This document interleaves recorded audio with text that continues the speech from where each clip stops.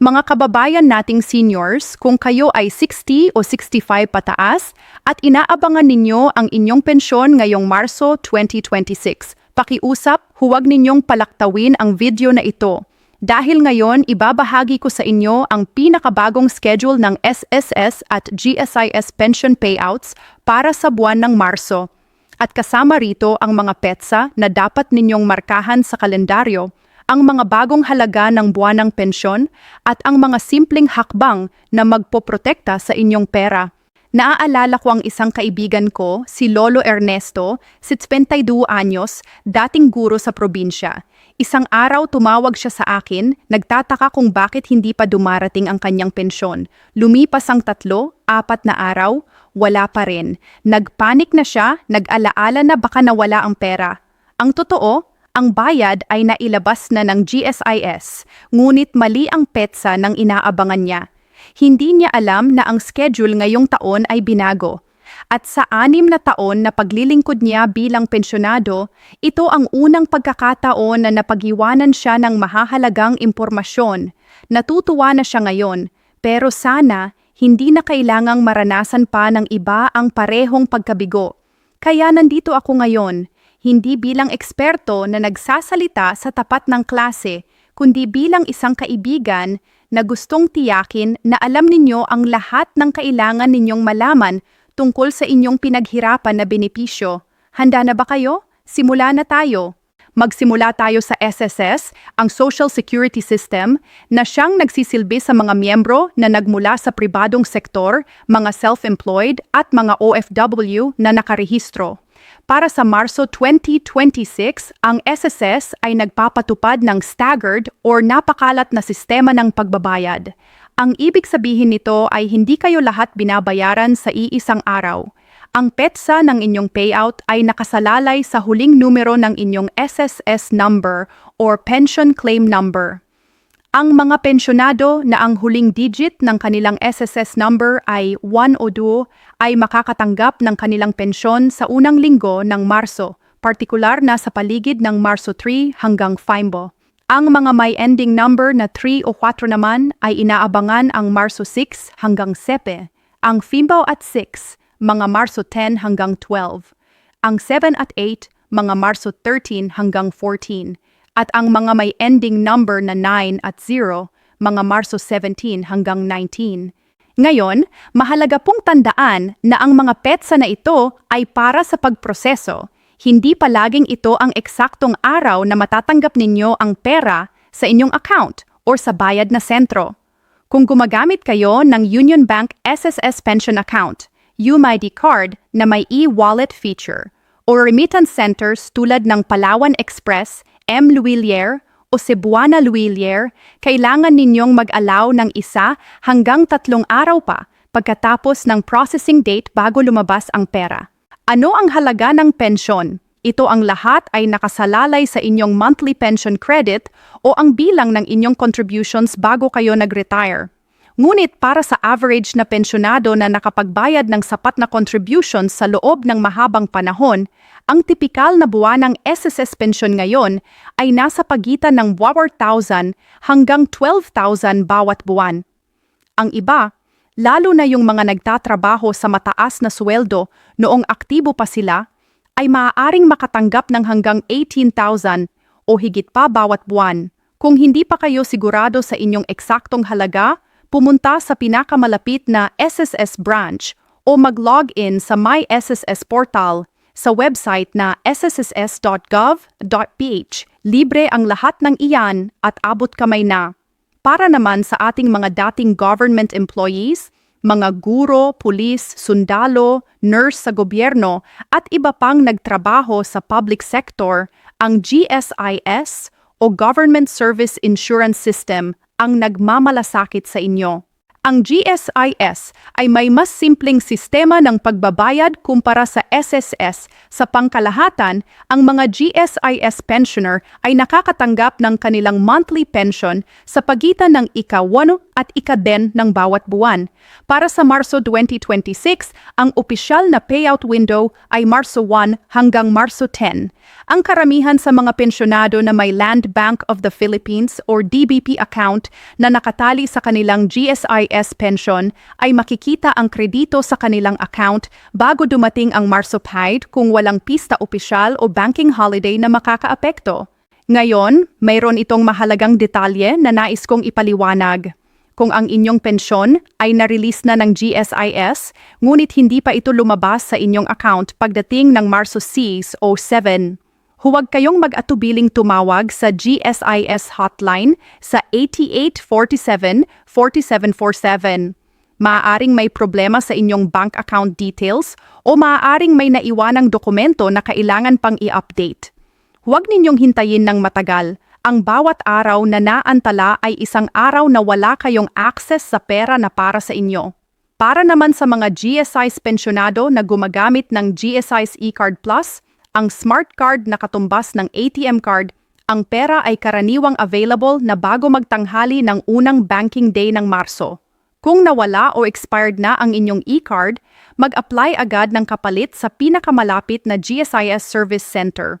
Ang proseso ay tumatagal ng 2 hanggang 3 linggo, kaya huwag ninyong ipagpaliban. Ang tipikal na GSIS monthly pension ay mas mataas kaysa sa SSS para sa maraming benepisyaryo.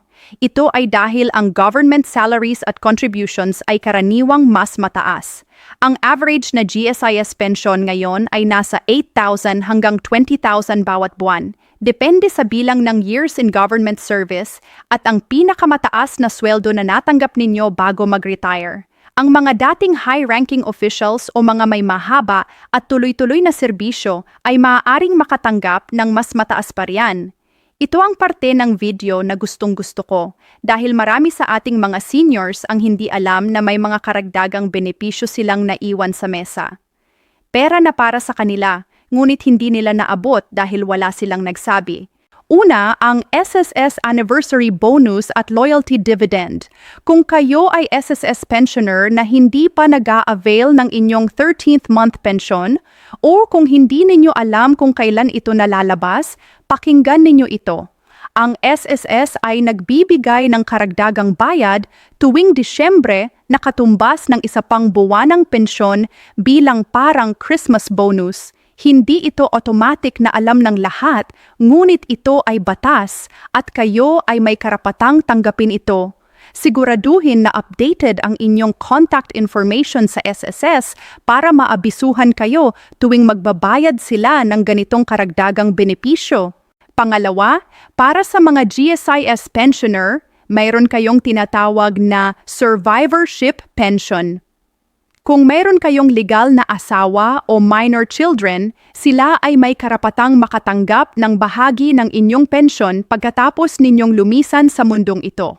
Ito ay isang napakahalagang bagay na dapat ninyo na ngayong siguruhing nasa ayos ang lahat ng dokumentasyon, ang inyong marriage certificate, birth certificates ng inyong mga anak, at ang inyong updated beneficiary form sa GSIS. Huwag ninyong hintayin na may mangyari bago gawin ito. Pangatlo, ang PhilHealth integration. Bilang SSS o GSIS pensioner na 60 pataas, kayo ay may automatic PhilHealth coverage at marami sa inyo ang hindi aktibong ginagamit ito. Ang inyong PhilHealth card ay nagbibigay ng malaking diskwento at coverage sa hospitalization, pati na rin sa outpatient consultations sa mga accredited hospitals at clinics. I-update ang inyong PhilHealth records at siguraduhing nakalagay ang tamang pangalan at date of birth para walang aberya tuwing gagamitin ninyo ito sa ospital. Ika-4, para sa mga senior na 60 anyos pataas, kahit hindi kayo pensioner ng SSS o GSIS, kayo ay may karapatang mag-avail ng Expanded Senior Citizens Act benefits, kabilang ang 20% discount at VAT exemption sa halos lahat ng pagbili ng gamot, pagkain sa restaurant at serbisyo. Huwag mahiya na gamitin ang inyong Senior Citizen ID sa bawat pagkakataon. Ito ay inyong karapatan, hindi ito awa. Ngayon, pag-usapan natin ang isang paksa na hindi masayang marinig ngunit napakahalagang malaman, ang posibleng mga bawas sa inyong pensyon. Una, ang overpayment recovery. Minsan, nagkaroon ng mga kaso kung saan ang SSS o GSIS ay nagbayad ng sobra sa isang pensyonado dahil sa administrative error. Kapag nadiskubre nila ito, sila ay may karapatang mag-recover ng sobrang bayad at ito ay maaaring gawin sa pamamagitan ng bawas sa inyong susunod na mga pension payments. Kung nakatanggap kayo ng sulat mula sa SSS o GSIS na nagsasabing may overpayment, huwag ninyong balewalain ito. Makipag-ugnayan agad sa opisina at makiusap na gawing installment ang pagbabayad para hindi masyadong malaki ang bawas sa isang pagkakataon. Pangalawa, ang mga utang na nakakabit sa inyong GSIS account. Kung kayo ay may dati pang GSIS loan, abot kaya na loan, emergency loan o policy loan, ang bayad para dito ay automatikong ibinabawas sa inyong monthly pension. Mahalaga na malaman ninyo kung magkano ang inyong gross pension at kung magkano ang net na natanggap ninyo pagkatapos ng lahat ng bawas. Maaari ninyong makuha ang detalye ng inyong loan deductions sa pamamagitan ng GSIS website o sa pamamagitan ng pag-download ng GSIS Touch mobile app. Pangatlo, ang tax implications. Para sa karamihan ng SSS at GSIS pensioner, ang retirement pension ay exempt sa income tax ayon sa batas. Gayunpaman, kung kayo ay nagtatrabaho pa rin at may karagdagang kita bukod sa inyong pension, halimbawa, kayo ay may maliit na negosyo o nagko-consult pa rin, maaari kayong kailangang mag-file ng income tax return. Kung hindi kayo sigurado, kumonsulta sa isang accountant or sa pinakamalapit na BIR office para matiyak na kayo ay sumusunod sa batas at hindi mabibigla ng anumang tax liability sa hinaharap. Mahal kong mga seniors, ang pensyon ay hindi lang basta pera, ito ay ang bunga ng inyong pagod at tiwala sa sistema na magiging sanggalang ninyo sa pagtanda. Kaya naman, gusto kong ibahagi ang ilang simpleng estratehiya para mapakinabangan ninyo ang bawat piso. Una, kung gusto ninyong makatipid ng oras at lakas, mag-set up ng auto-credit ng inyong pensyon sa isang dedicated bank account. Ang paggamit ng isang account na para lang sa pensyon ay nagbibigay sa inyo ng malinaw na talaan ng inyong kita at hindi nakakagulo ang pera sa inyong pang-araw-araw na gastusin. Ang Land Bank, DBP at Union Bank ay lahat mayroong mga account na specifically para sa mga senior citizen. At karamihan sa mga ito ay may libre na maintaining balance para sa mga 60 taong gulang pataas. Pasingalawa, mag-enroll sa SSS or GSIS online portal bago pa man kayo pumunta sa opisina. Ang My SSS at ang GSIS website ay nagbibigay ng access sa inyong pension history, loan balances, at mga pending na benepisyo. Anytime, kahit wala kayong kasama. Kung hindi kayo komportable sa teknolohiya, huwag kayong mahiyang humingi ng tulong sa inyong mga anak o apo. Magturo kayo sa kanila ng password at i-request ninyong regular nilang tingnan ang inyong account para kayo ay updated palagi. Pangatlo, kung kayo ay may mga katanungan or nararamdamang may mali sa inyong pensyon, pumunta sa opisina ng maaga. Ibig sabihin, umaga pa lang, mag-ika-8 o ika-9. Ang mga SSS at GSIS branch ay karaniwang pinakamabilis sa umaga. Magdala ng lahat ng inyong dokumento, valid ID, pension card, bank passbook o account number, at ang inyong latest pension stub. Mas mabilis ang proseso kung kumpleto ang inyong papeles. At huli, huwag kayong mahiya na magtanong. Ang mga empleyado ng SSS at GSIS ay naandoon para tumulong sa inyo. Kayo ay nagbayad ng inyong contributions. Kayo ay may karapatang humingi ng serbisyo at ng lahat ng impormasyon na kailangan ninyo. Mga mahal na seniors, bago kayo umalis, nais ko lang sabihin ito nang mula sa aking puso. Kayo ay hindi lamang mga tatanggap ng benepisyo. Kayo ay mga tagapagtatag ng inyong pamilya, mga bayani ng tahanan, mga taong nagsakripisyo ng maraming taon para sa mas magandang kinabukasan ng inyong mga anak at apo.